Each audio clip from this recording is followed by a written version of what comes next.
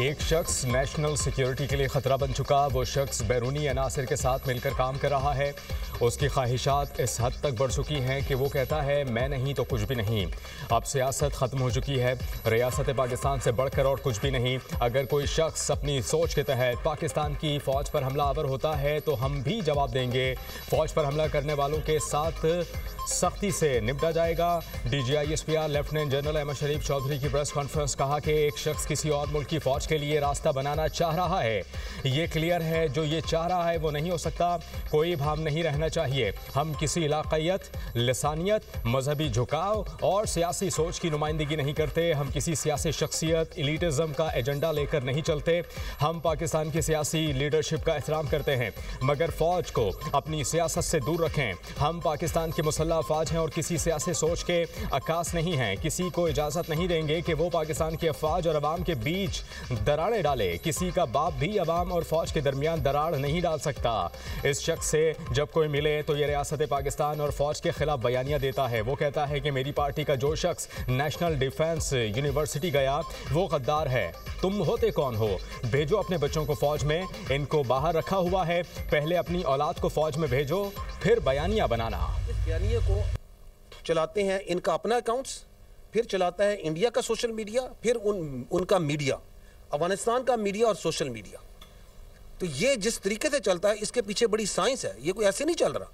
ये आपको ये जो भी इसने 2 दिन पहले ट्वीट की है इस ज़हनी मरीज ने, उस ज़हनी मरीज की ट्वीट को देखें कैसे इन्होंने ट्वीट किया, और वो उसके ऊपर मजीद अपनी ट्वीटें बना रहे हैं, अपना बयानिया उसी को आगे लेके चल रहे हैं। लेकिन असल बयानिया किसने दिया? उस ज़हनी मरीज ने, जिसने वो पहली ट्वीट की। ज़हनी मरीज़ ने 2 रोज़ कबल ट्वीट की, उसे गौर से देखें। ज़हनी मरीज़ यहाँ बैठकर अफवाज पाकिस्तान के खिलाफ बातें कर रहा है। असल बयानिया इस ज़हनी मरीज़ ने शुरू किया जिसने पहला ट्वीट किया। इनका सबसे बड़ा सहूलतकार भारतीय मीडिया है। भारतीय रॉ के अकाउंट्स इनके ट्वीट वाले बयानिए को चला रहे हैं। DGISPR लेफ्टिनेंट जनरल अहमद शरीफ चौधरी ने कहा, क्या भारतीय और अफगान मीडिया जो बयानिया बना रहा है वो फ्री लंच है?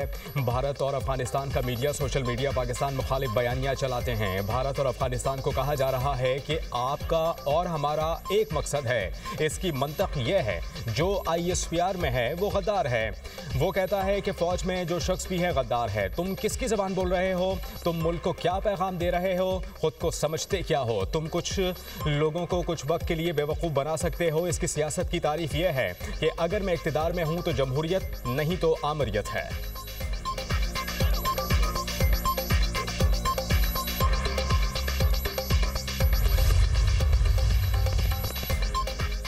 उज़मा खान भारतीय मीडिया पर बैठकर पाकिस्तान तहरीक इंसाफ को हमला करने का कह रही हैं। कितनी खुशी के साथ इंडियन मीडिया आपके आर्मी चीफ के बारे में खबरें बयान कर रहा है।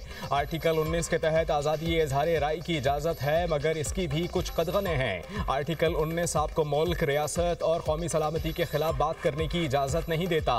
DGISPR लेफ्टिनेंट जनरल अहमद शरीफ चौधरी ने कहा कि ये कौन सा आईन और कानून है जिसके तहत आप एक मुजरिम से मिलते हैं और वो फ़ौज और इसकी लीडरशिप के खिलाफ बयानियाँ बनाता है। पहले बयानियाँ बनाता है कि तरसीलात ज़र बंद कर दें ताकि पाकिस्तान डिफ़ॉल्ट कर जाए, फिर कहता है कि इस लीडरशिप को टारगेट करें जो मार्का हक में 8 गुना ज़्यादा मजबूत फ़ौज के साथ सामने खड़ी हुई। उनकी पार्टी से पूछें तो कहते हैं कि हमें नहीं पता बयानिया कहाँ से चलता है। चीफ ऑफ डिफेंस फोर्सेस के नोटिफिकेशन पर प्रोपेगेंडा किया गया। CDF के नोटिफिकेशन पर झूठ का एक सैलाब था। क्या ये आज़ादी इज़हार राय है? ये कौन सी सियासत है? फ़ौज की एक खबर को लेकर प्रोपेगेंडा किया गया।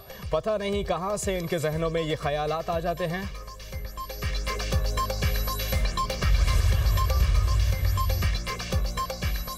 उन्होंने अवाम को यह भी बताया था कि फ़ौज लड़ नहीं सकती, सिर्फ सियासत कर सकती है। फ़ौज ने लड़कर दिखाया और पूरी दुनिया में इसकी आवाज़ गई। अब फ़ौज दहशतगर्दी के खिलाफ अपना काम कर रही हैं। खैबर पख्तूनख्वा की पुलिस अजीम कुर्बानियाँ दे रही हैं। सूबे से मुतालिक जो काम है वो नहीं हो रहे। कोई ये बात ना करे कि तुम 12-13 साल से हुकूमत कर रहे हो। गवर्नेंस कहाँ है? सियासी सरपरस्ती में दहशतगर्दों की सहूलतकारी की जाती है। क्या एक शख्स खैबर पख्तूनख्वा के भाइयों के मुक्तदर से ऐसे ही खेलता रहे रहेगा? क्या लोगों को बेवकूफ़ बनाने का वक्त अब खत्म हो गया? DGISPR ने कहा कि 3 दिन पहले उन्होंने फिर अपना बयानिया दोहराया कि खारिजियों से बात करें। बयानिया दिया गया कि इंटेलिजेंस बेस्ड ऑपरेशन ना करें, खारिजियों से बातचीत करें, इन खारिजियों से बातचीत करें जो हमारे बच्चों सिपाहियों को शहीद कर रहे हैं। दहशतगर्द फितना और हिंदुस्तान से बातचीत नहीं होगी।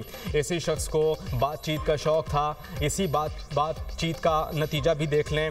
क्या एक शख्स दहशतगर्द की सहूलतकारी करता है तो इसके खिलाफ एक्शन इंटेलिजेंस की बुनियाद पर ऑपरेशन होता है।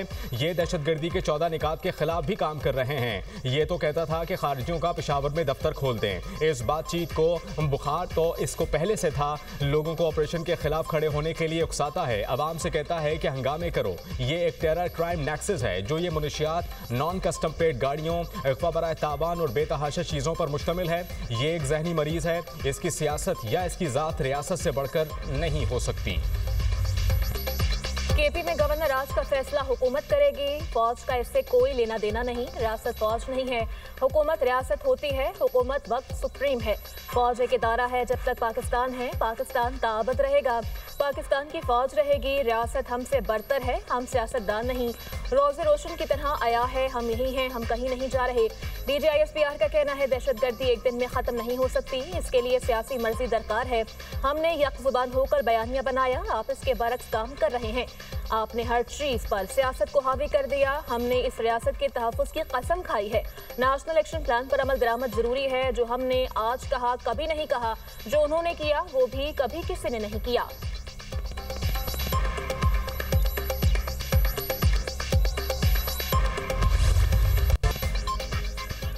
फील्ड मार्शल आर्मी चीफ के साथ चीफ ऑफ डिफेंस फोर्सेस भी बन गए।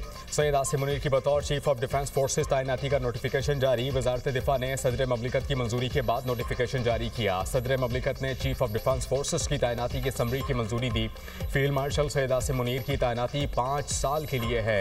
Air chief marshal Zaheer Ahmed Babar Sidhu की मुद्दत मुलाजमत में भी 2 साल की तोसी का नोटिफिकेशन जारी। इजाफी मुद्दत उनकी मौजूदा मुद्दत मुलाजमत खत्म होने के बाद 19 मार्च 2026 से नाफिजुल अमल होगी। सदर ममलिकत और वज़ीर आज़म का चीफ ऑफ डिफेंस फोर्सेस और एयर चीफ के लिए नई ख्वाहिशात का इजहार। शहबाज शरीफ ने कहा कि फील्ड मार्शल की क़यादत में बहादुर अफवाज ने दुश्मन को इबरतनाक शिकस्त दी। मुल्क के दिफा को मिलकर नाकाबिल तस्खीर बनाएंगे।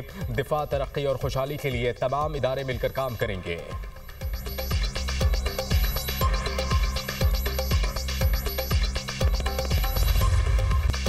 सोशल मीडिया पर मुहिम चलाने वालों को कौम के सामने शर्मिंदा होना चाहिए।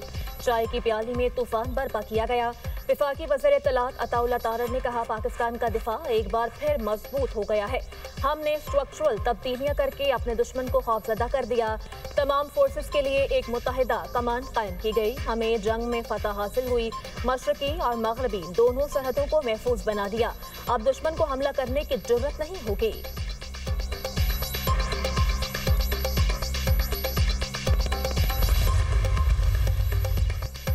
जमहूरियत मुज़ाकरात से आगे बढ़ती है, डेडलॉक से नहीं। मुज़ाकरात का ऑप्शन आज भी मौजूद है। वज़ीर आज़म के सियासी मुशीर राना सनाउल्लाह का सेनेट में इजहार ख्याल। कहा कि वज़ीर आज़म 2 बार ऐवान में अपोजिशन को मुज़ाकरात की दावत दे चुके हैं। जेल में मुलाकातें कानून और इंसाफ के तहत होती हैं। मुलाकातों को मुल्क में गड़बड़ पैदा करने के लिए इस्तेमाल नहीं किया जा सकता। बानी PTI ने बहन के साथ जेल में मुलाकात में अमन व अमान में खलल डालने की हिदायत दी। ऑन रिकॉर्ड है कि बानी PTI हुकूमत के साथ बात करने को तैयार नहीं। जिनके साथ बानी PTI बात करना चाहते हैं वो इनसे बात करने को तैयार नहीं।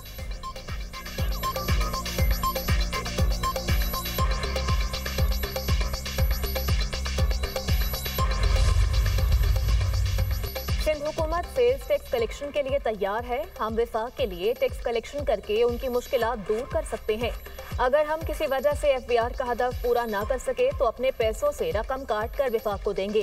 कुछ वज़रा सूबों से वसाइल लेना चाहते हैं। हम विफाक की मुश्किलात भी समझते हैं। चेयरमैन पीपल्स पार्टी बिलावल भुट्टो जरदारी का तकरीब से खिताब। कहा साबिक वज़ीर आज़म शहर शहर जाकर कहता था विफाक दिवालिया हो चुका है। 18वीं तरमीम के बाद सिंध को महकमा सेहत की जिम्मेदारी मिली थी। माली वसाइल सूबों को देना गलती नहीं थी। 18वीं तरमीम के बाद हमने साबित कर दिया कि हम विफाक से बेहतर इदारा चला सकते हैं। NICVD दिल के इलाज का दुनिया में सबसे बड़ा नेटवर्क बन चुका है। अपने मंशूर के मुताबिक मयारी इलाज सूबे तक पहुंच जाएंगे। पीपल्स पार्टी अवाम की फलाह बहबूद पर यकीन रखती है।